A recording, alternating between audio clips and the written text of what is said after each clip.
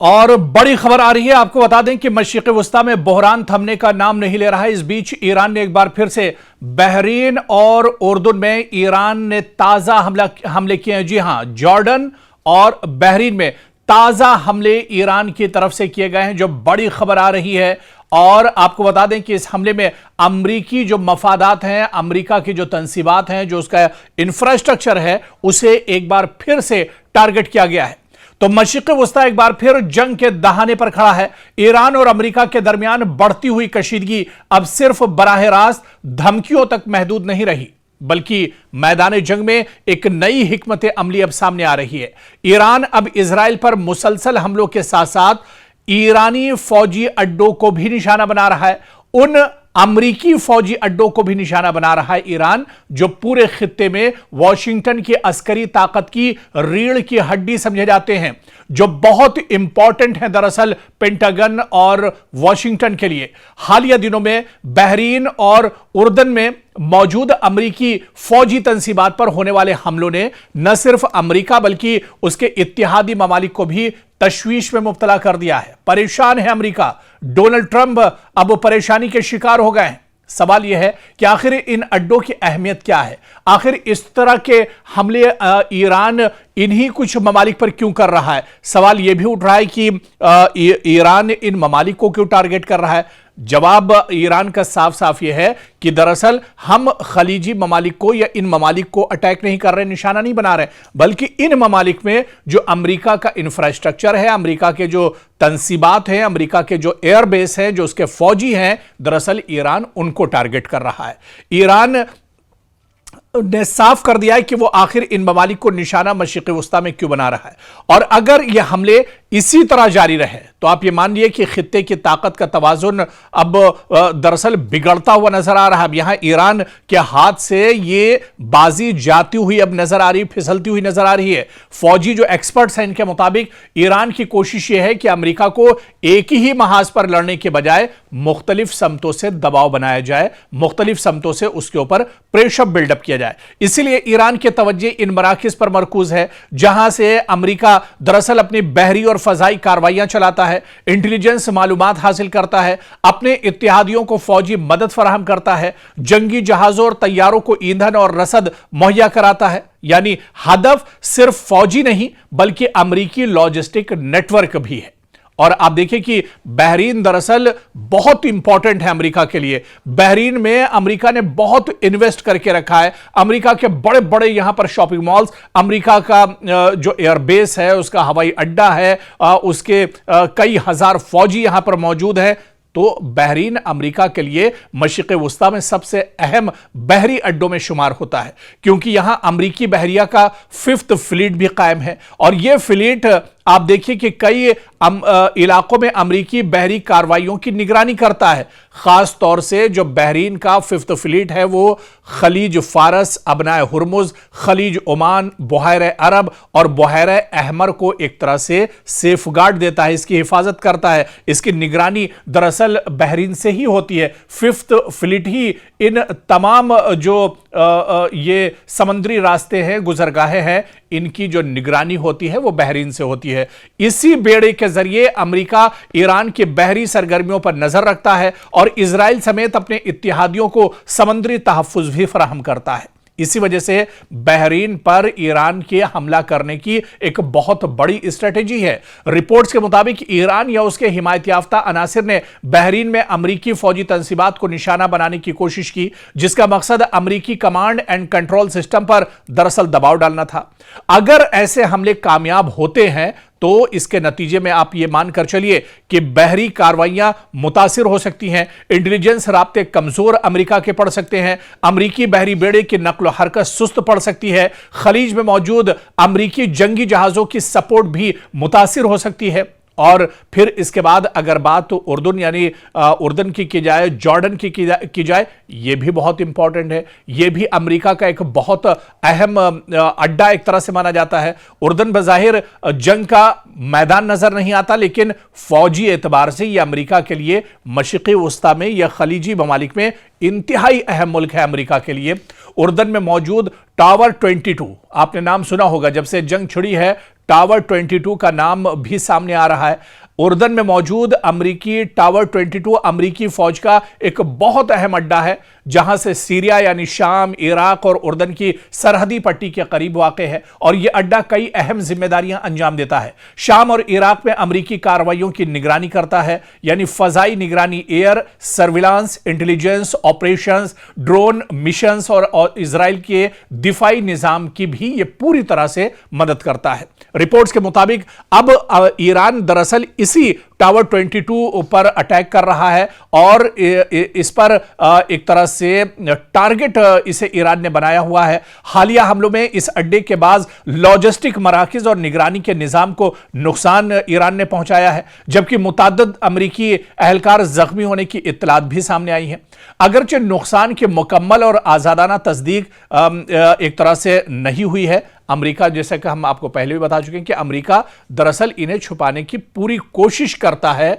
America यह चाहता है कि ये चीजें दरअसल निकलकर सामने ना आने पाए, जो हमले हो रहे हैं वो हमले दुनिया के सामने ना आने पाए, वरना अमेरिका की जो चौधराहट है, अमेरिका का सुपर पावर वाला जो टैग है, वो दरअसल कहीं ना कहीं उस पर असर पड़ेगा। और यह कहना अभी कबल अज वक्त होगा कि अमेरिका की कई दहाइयों पर मुहित बालादस्ती खत्म होने वाली है, लेकिन इतना जरूर है कि अमेरिका को बहुत बड़ी चोट दरअसल मशरिक़ वुस्ता में लगी है, जिसकी भरपाई करने में अमेरिका को एक लंबा वक्त लगेगा, या फिर अमेरिका मशरिक़ वुस्ता छोड़कर चला जाएगा, या फिर मशरिक़ वुस्ता में अगर रहता है तो उसका वो दबदबा नहीं रह जाएगा जो अब से कुछ साल पहले या इन जंगों से पहले जो अमेरिका का दबदबा मशरिक़ वुस्ता में हुआ करता था।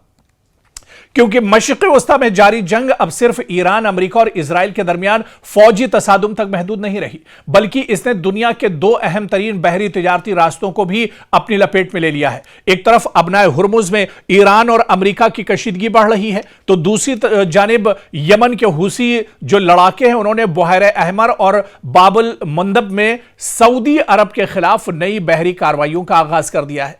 अगर यह बहरान मजीद शिद्दत इख्तियार करता है तो इसके असरात सिर्फ खलीजी ममालिक तक महदूद नहीं रहेंगे, बल्कि भारत, यूरोप, चीन और पूरी आलमी मईशत पर इसके असरात मुरत्तब हो सकते हैं। रिपोर्ट्स के मुताबिक हुसी लड़ाकों ने दावा किया है कि उन्होंने बुहैरे अहमर में सऊदी अरब से वाबस्ता 2 ऑयल टैंकर्स इंसिलिया और लैला को मिसाइलों और ड्रोन से निशाना बनाया है। हुसियों के मुताबिक इन हमलों के नतीजे में दोनों जहाजों में आग लग गई, ताहम इन दावों के हर पहलू से आजादाना तस्दीक नहीं हो सकी।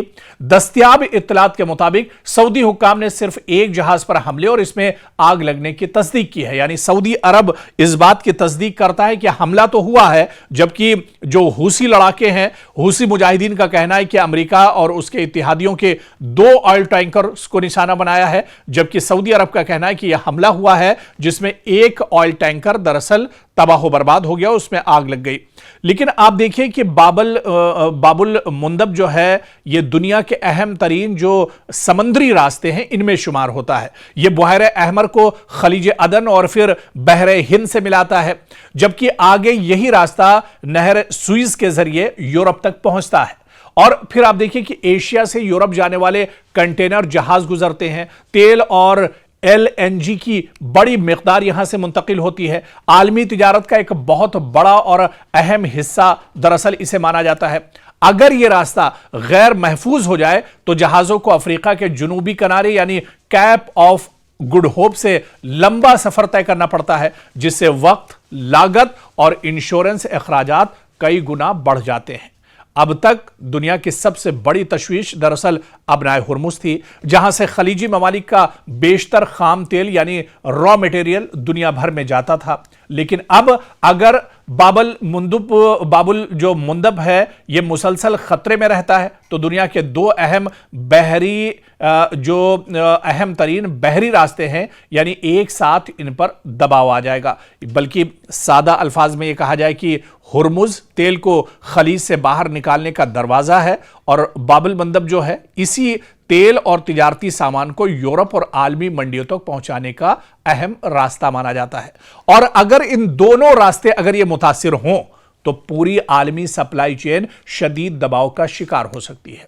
अब आप देखिए कि हूसी लड़ाकों का जो कदम है वो आखिर उन्होंने क्यों उठाया, क्योंकि हूसी तंजीम का कहना है कि यह कार्रवाई अचानक नहीं बल्कि बरसों से जारी इक्तिसादी और बहरी पाबंदियों का रद्द-ए-अमल यानी रिएक्शन है। और इनके मुताबिक हुदैदा बंदरगाह पर मामूल की तिजारती सरगर्मियां बहाल नहीं हो सकी, यमन के वसाइल से हासिल होने वाली आमदनी इनके जेरे इंतजाम इलाकों तक नहीं पहुंची। इसी के दबाव के जवाब में उन्होंने समंदरी महाज खोलने का फैसला किया है, यानी आलमी मईशत पर इसका सीधा सीधा असर पड़ता नजर आ रहा है।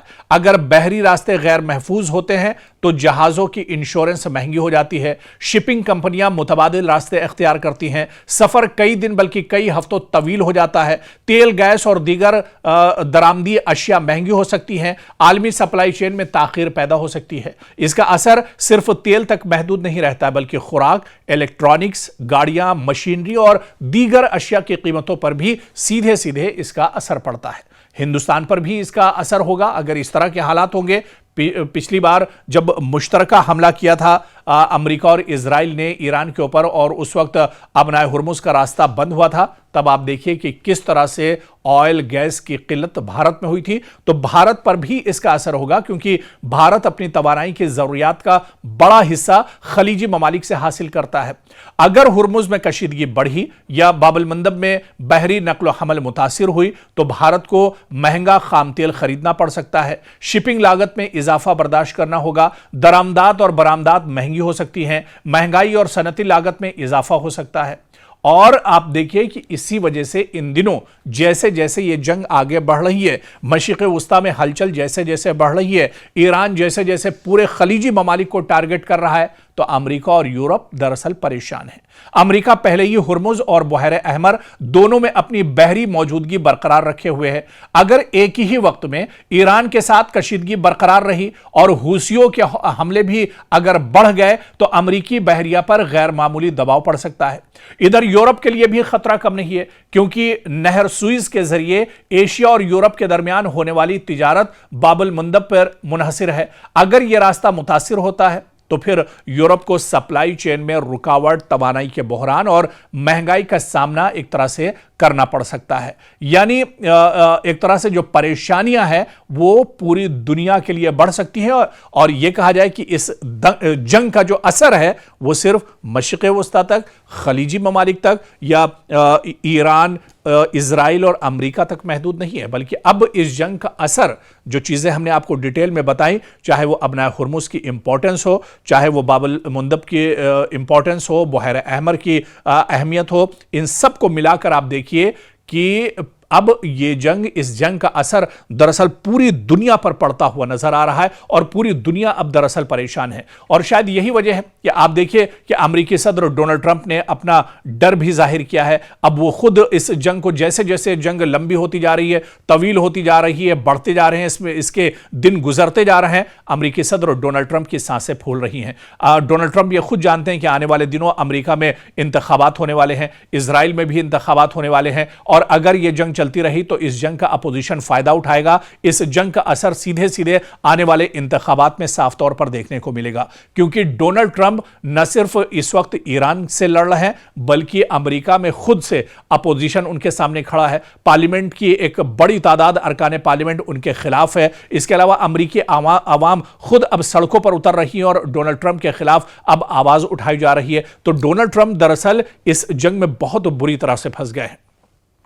और इस जंग की जो सबसे दिलचस्प बात है, जो पहलू है, वो दरअसल यह है कि इस जंग से अमेरिका का कोई लेना देना नहीं था। यह मशरिक़ वुस्ता में यह जंग दरअसल इजराइल ने अपने से शुरुआत की थी, ईरान पर अचानक हमला किया था और उसमें इजराइल ने अमेरिका से मदद मांगी थी। लेकिन अब यही जंग सीधे सीधे ईरान के सर पर पड़ गई है। इसी वजह से आप देखिए कि कई बार नेतन्याहू को डोनाल्ड ट्रंप दरअसल फटकार लगा चुके हैं, कई बार उन पर नाराज हो चुके हैं, लेकिन क्योंकि अब कुर्बत इतनी ज्यादा है या ये दोनों मुल्क दरअसल ईरान से इनकी दुश्मनी है, तो दरअसल दोनों की मजबूरी एक दूसरे के साथ रहना है, एक दूसरे का साथ देना है। ऐसे में डोनाल्ड ट्रंप और नेतन्याहू या यूं कहें कि इजराइल और अमेरिका एक साथ ईरान के साथ लड़ रहे हैं। नहीं तो जो हालात अब बने हैं, जिस तरह से अमेरिका इस जंग में फंसा हुआ है, इसके लिए अमेरिका दरअसल दबे ही अल्फाज में सही लेकिन इजराइल को जिम्मेदार एक तरह से ठहरा रहा है।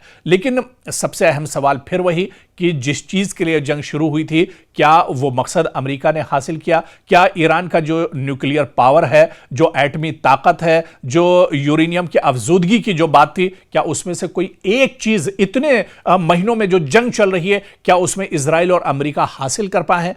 बस ये कि जो मासूम है उनका कत्लेआम हो रहा है, जो इंफ्रास्ट्रक्चर है आम लोगों के जो काम आता है ईरान के अंदर, उस पर लगातार हमले किए जा रहे हैं।